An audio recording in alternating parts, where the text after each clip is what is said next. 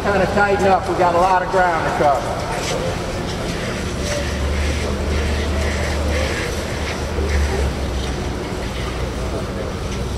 Give a few more guys a minute to sign up here.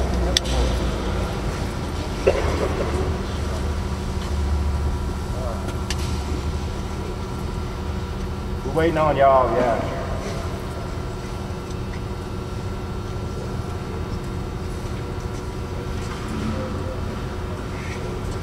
Don't worry about it if you didn't sign it.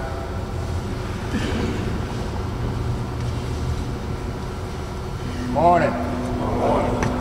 How's everybody? Good to hear. Good to hear. Last Friday we talked about workplace violence, and after the meeting somebody asked me, I said statistically third leading cause of death in the workplace now. Somebody wanted to know what number 1 and number 2 was. Anybody want to take a guess on number 1? Falls. Falls is number 1. Number 2? Electrocution. Right now, from a statistical standpoint, about 13 people a day die in the United States in work-related accidents. That's a pretty high number. Put 13 guys off to the side, 13 people don't get home from work that afternoon. So it centers around planning what you're getting ready to do, following your plan, and I think we're doing a real good job of it. As a matter of fact, had a new comp carrier in here that's going to quote us on a policy, and he was leaving the facility after we took a little tour, and he said, I do about 250 facilities a year, and I'm very impressed with what I saw here in terms of housekeeping, in terms of guys looking like they're following the procedures. Everything appears to be intact here. And when people can come in and see that immediately, fellas, it means we're doing things right. We might have little pockets of problems that we have to work through on any given day, but the overall culture at this point seems to be intact. We can see that through our accident rate. We can see that through the morale of the guys on the yard. We can see that through the work that's getting out of the yard, so we don't slow anything down. We hesitate when we need to. We plan because we have to, and we get the jobs done. And again, I just want to start off the meeting with congratulating everyone on that. Moving on, I'm assuming that after the meeting we're going to do a little tidying up in this shop, because I was looking down the walkway, and this is assumed to be a walkway down here, fellas. And I didn't touch anything yet, so when the meeting's over, somebody needs to make sure that we take care of a few things. There's a broom across the walkway. There's a table and a chair across the walkway. These are things we have to look out for. The little things can't go away. We have to look at the big hazards, but we got to look at the big picture. Big pictures to eliminate all hazards. So let's try and tighten that up. It's about preventing accidents. You know, when we talk about fall protection, we're talking about you already fell and we're trying to keep you from hitting the surface below. Fall prevention is this set of handrails I got in front of me, going to keep me from falling, and we're always better off when we prevent and not look at it the other way. I wanted to talk a little bit about, and I always have to with a comp carrier talk about hard hats in the shop, but there's two reasons to talk about it. I want to make sure that we're consistent in what we see. I want to make sure we're consistent in how we apply our policies. You don't have to have a hard hat on in the shop if you don't have any concerns in terms of a head injury. That's something falling on your head. That's you working under something. When you do address those hazards, you need to put your hard hat on. I've seen some carts where guys didn't have their hard hats on, where it doesn't seem like there were any head hazards to address. And then a couple of days later, saw some guys working in here that had head hazards to address and didn't have hard hats on. Be consistent with what we're doing, fellas. Make sure your hard hat is close by, and make sure if there's an opportunity for you to hit your head on something, or for you to be struck by something hitting you, that you put your hard hat on. We've got a lot of work coming up over the levee with the boats. Just to kind of lay out, everybody knows at the beginning of the season when we got the boat from next door, what we went through over here, and it wasn't real pretty for a couple of days. It's going to be a lot better this time. That was partly us to blame. We've got a designated parking area canned off over there that Lynn and his guys took care of yesterday. Any vehicle that's parked over there is going to have a parking pass that's on the dashboard that's very visible to us. Anybody that's parked over there is going to have a very good reason to be parked on our yard. But you will see more vehicles on the yard, I would assume, starting on Monday, and that work should carry us through the whole week. We'll wind up with 3 boats here at the same time, and we'll wind up doing hot work on the boats. The coral's going to require us to do kind of the reverse of what we did to get it ready for the season. That's going to be working over empty diesel tanks, and that's going to be gas spring at every shift change. That's going to mean we have some open holes up there. We'll cover the tanks with grading, but it's absolutely going to mean to you guys that you need to be aware of your surroundings at all times, because the conditions up there can change minute by minute. We're going to have consistent fire watches above and below the deck. So make sure that we're doing things the right way up there, fellas. With 3 boats, it's going to get kind of hard for everybody to watch what's going on. But if we put a plan into place, we're going to pull it off and we're not going to have any issues. Some of you guys haven't been across the bulkhead and been involved in this kind of work. If you have any questions on the front end, make sure you understand what it is we expect for you to do. If you don't understand fully what it is we expect you to be doing, don't get started doing it. Go find somebody. It's important to understand what you're getting ready to do. It's important to understand that you've got the right equipment to do it with. It's important to understand you're at a facility that gives you permission to stop what you're doing if we're going to jeopardize yourself or somebody else. You come into work every day with that right.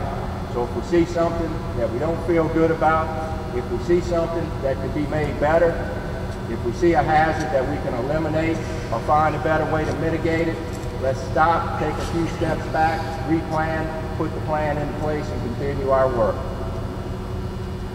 Christmas party. Christmas party is on the 8th, I believe. Debbie called this week. What we look for every year is a fairly accurate count of who's going to be attending and how many you will have with you. Anybody that still has their invitation can drop off your invitation, put your full name on the back of it, and if you're bringing somebody with you, put the number of people that will be attending. Get that to your supervisor. We'll pick them up. We'll get them to Debbie. If you don't have your invitation, take a piece of paper, write your name on the piece of paper, and write your name. She doesn't know Tugboat. She knows Lloyd, so write your name. It gets hard with nicknames, so write your full name on there, how many people will attend. We're trying to get an accurate count, and if you get that information in, we won't have to spend a lot of time with you signing in when you get to the party. You'll have a list and check you off. So try and make that happen. It centers around a per person charge for this event. Anybody that's ever been, it's a very nice event. It's a very costly event for John to put on for us. So if we got 40 people that say they're going and they don't show up, John has spent a whole lot of money that was needless. So try and get this engagement right, fellas, and try and get the information to us if you can, as quickly as you can. Last thing I want to add is pinch points. Had one little finger injury this week, the bite zone, keeping your hands away from the bite zone. We were messing with a pretty lengthy piece of pipe that required several people to have their hands on it. At times it's difficult to coordinate that. Very minor injury, a first aid in terms of documentation, but watch your hands, watch your body, and watch where you are out there on the yard at all times. If you see somebody that may be in a precarious situation, let them know about it. Let's make sure before we start moving something that everybody's in a good place.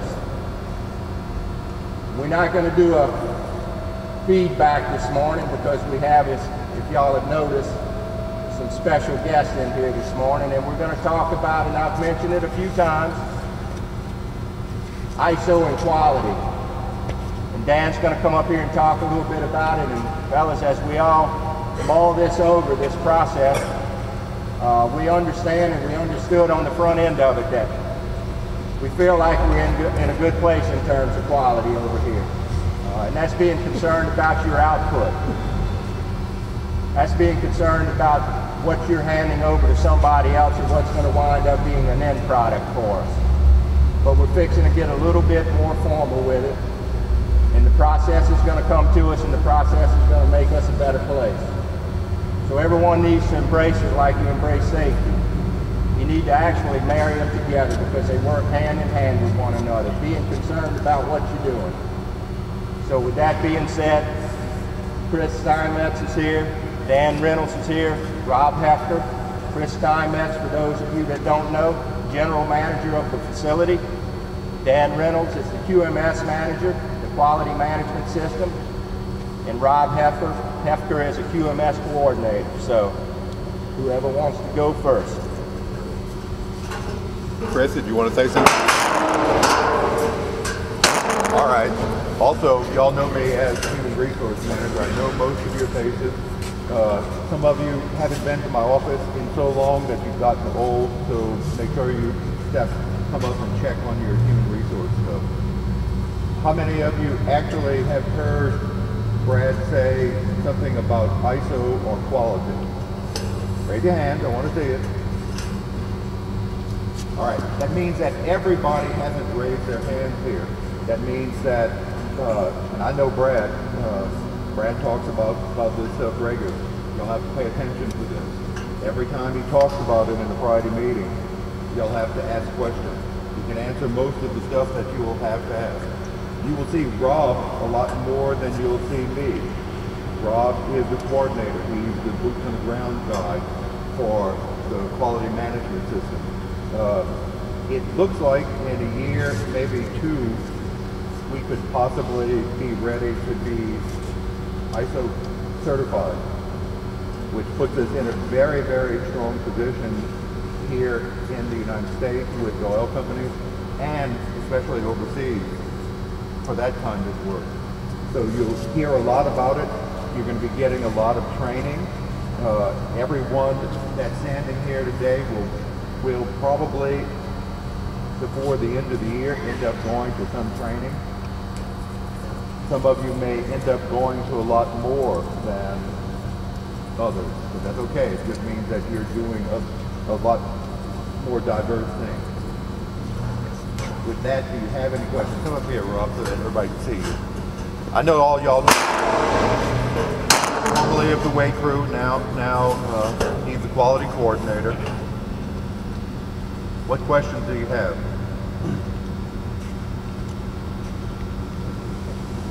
Oh, I thought at least, go ahead. What kind of training are we talking about? Classroom training, we would probably, he'd probably be learning the details of the particular process that you work on normally. You're over here in the fab shop. Machine shop. Machine shop. There is a process about machine parts, and you'll be learning that process. That's very new. So what you're saying, we work on the test machine, we're taking one that we got here. Yeah, it's going to be Yes. I'm sorry, guys. I just found out this week that I need hearing aids, so you're going to have to talk about it. And that's true. So not only y'all are getting old, I'm getting old too. With that,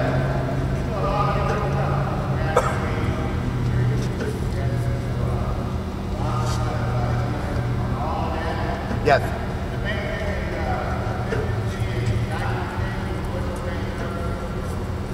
To make sure that we have the best opportunity possible to get things right the first time.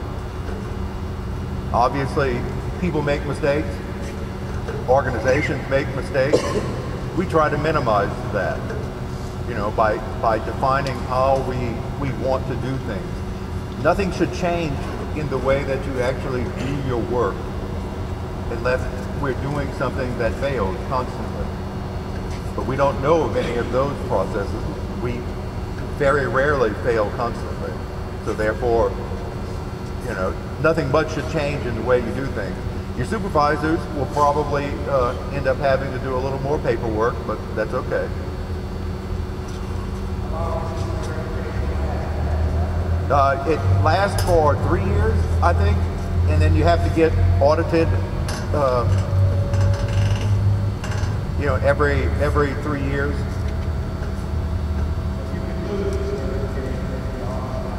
That's right.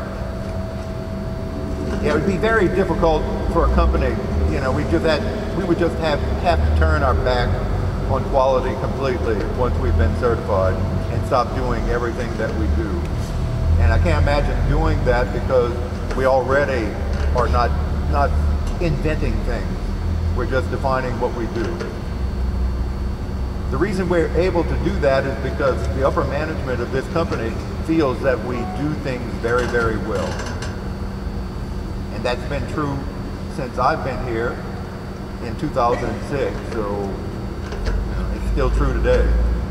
Are we perfect? No. But that's okay.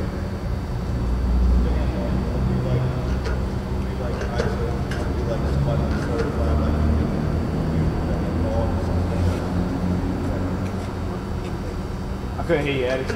We like certified, like certain You know, we hadn't talked about that. We talked about competencies and how we're defining those, whether or not we give certificates saying that's true, but I'll talk about that later today in the meeting, in our meeting. Yeah. Well, obviously, welders are certified. Obviously, our crane and equipment operators are certified. Maybe we could develop certification for other skills also, which is a different certification than I was talking about. But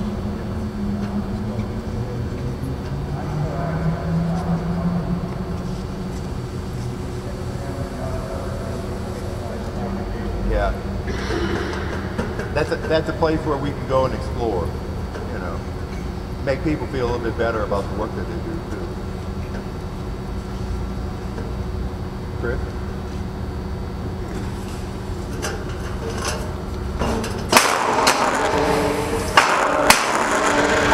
Good morning, everybody.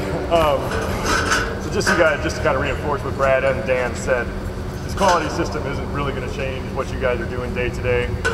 Dan mentioned there's going to be a little bit more paperwork. I kind of really see the two as parallel with the safety system. You know, everybody here works in the safety department. Brad, Bill, and Chris kind of manage it. Same things with the quality department. Everybody here works in the quality department. You guys have been doing it every day. You've been working here. All we have to do now is formalize it, just like Dan said. We have to have proof. When someone comes in and says, you say you do this, and you prove it. And we just say, yeah, here's the sheet of paper. Here's what we said we were going to do. Here's the checkoffs. Here's somebody said, yep, I did it. Yep, I did it. Yep, I did it. It's pretty much that simple.